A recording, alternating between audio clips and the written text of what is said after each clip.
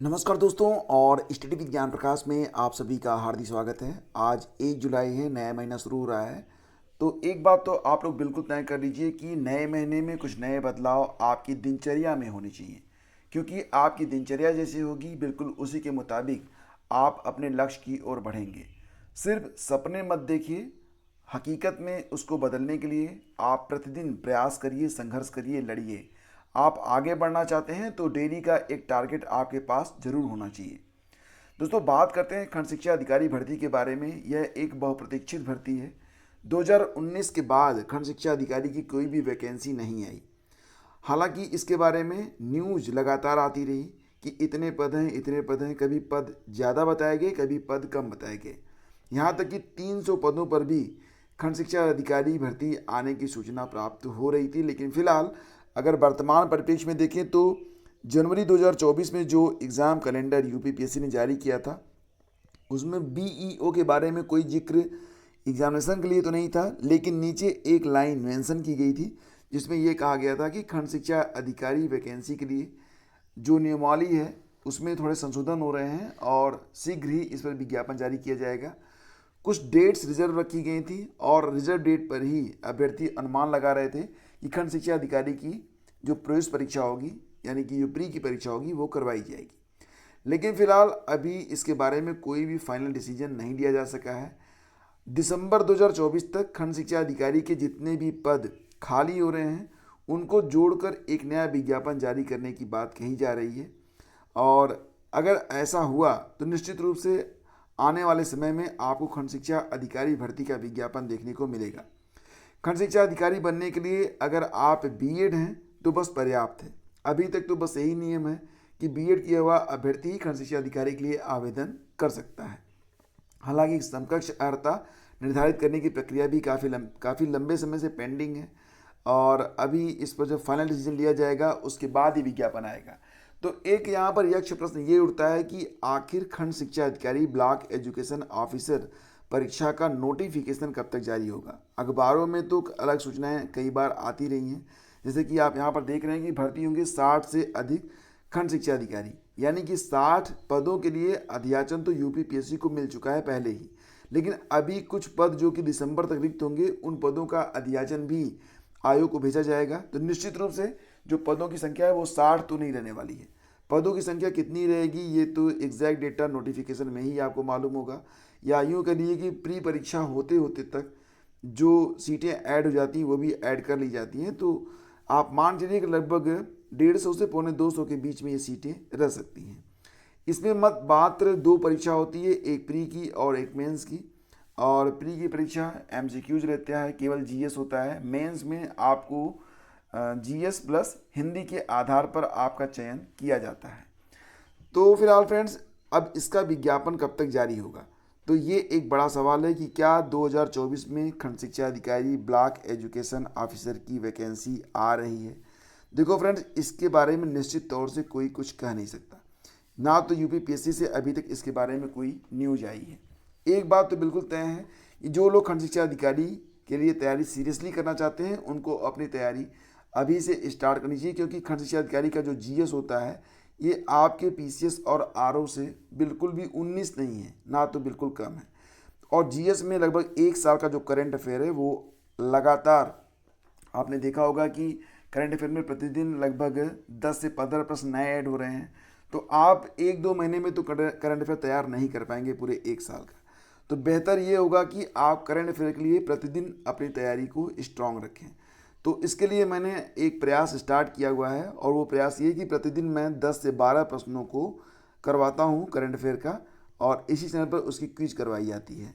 और ये क्विज अगर आप लगाते हैं तो यकीन मानिए कि करंट अफेयर की तैयारी आपकी काफ़ी अच्छी हो जाएगी। इसके अलावा मंथली करंट अफेयर की जो पीडीएफ होती है, मुझे पता है कि आप लोग नोट्स नहीं बना पाते हैं, तो इसके लिए मैंने एक प्रयास और शुरू किया है कि आपको मंथली करंट अफेयर का नोट्स पीडीएफ के रूप में प्रोवाइड करवा दिया जाए। और आपको ये बता दें कि 2024 में लगभग हर महीने की पीडीएफ बनाकर मैंने अपलोड कर रखी है। अगर आप लोग इसे पढ़ना चाहते हैं तो लिंक वीडियो के डिस्क्रिप्शन में है, जाकर अभी डाउनलोड कर सकते हैं।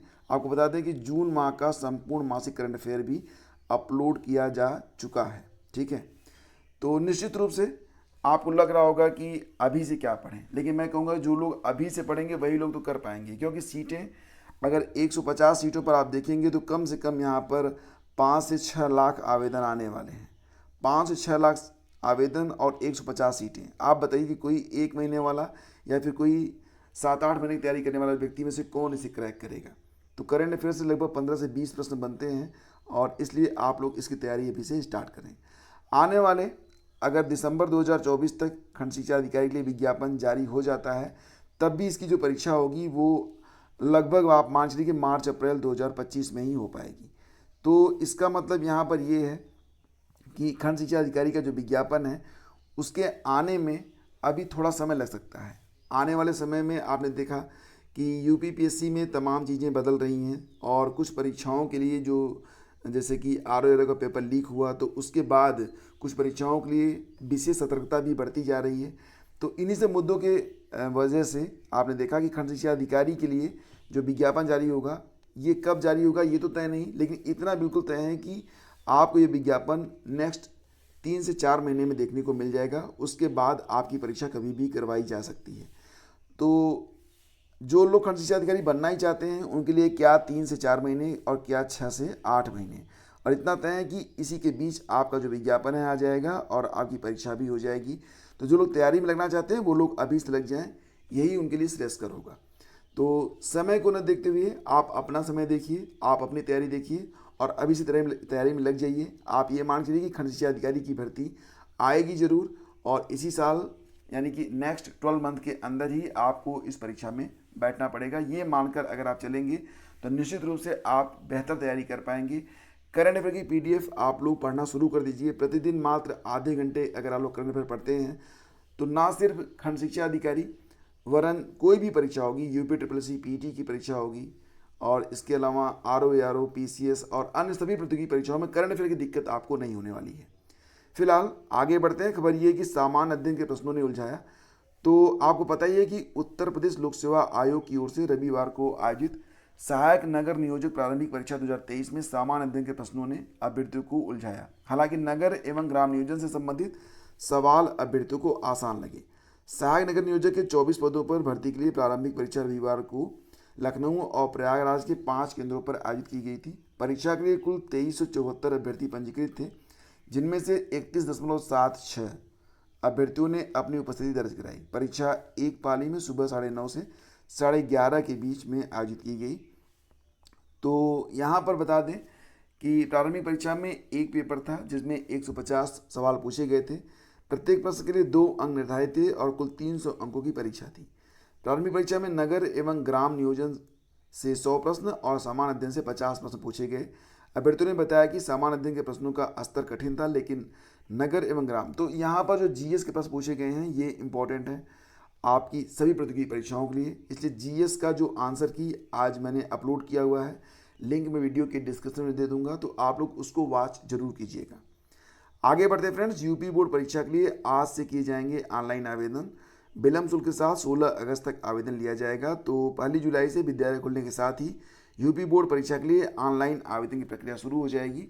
माध्यमिक शिक्षा परिषद की वेबसाइट पर 5 अगस्त तक आवेदन किया जा सकेगा।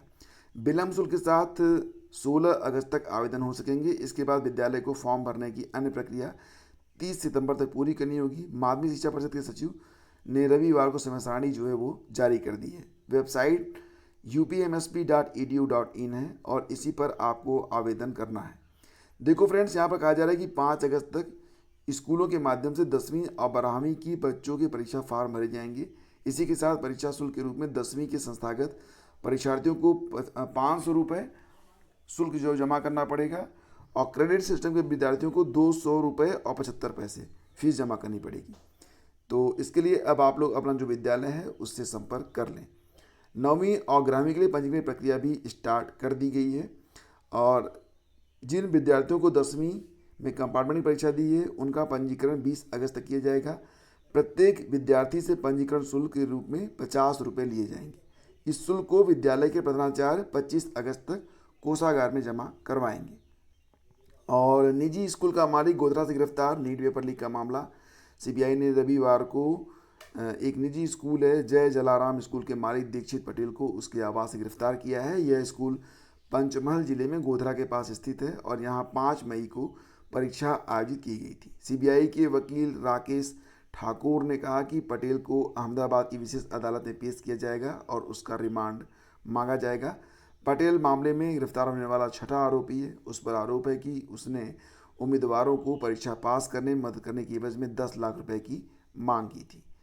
और आज से बदल रहे हैं मोबाइल पोर्ट और एनपीएस समेत 5 नियम। तो ये जो मोबाइल पोर्ट वाला नियम है वो ये है कि अगर मान लेते हैं कि आप अपना सिम अपग्रेड करते हैं, नया सिम लेते हैं, तो 7 दिनों के अंदर आप उसे पोर्ट नहीं कर पाएंगे।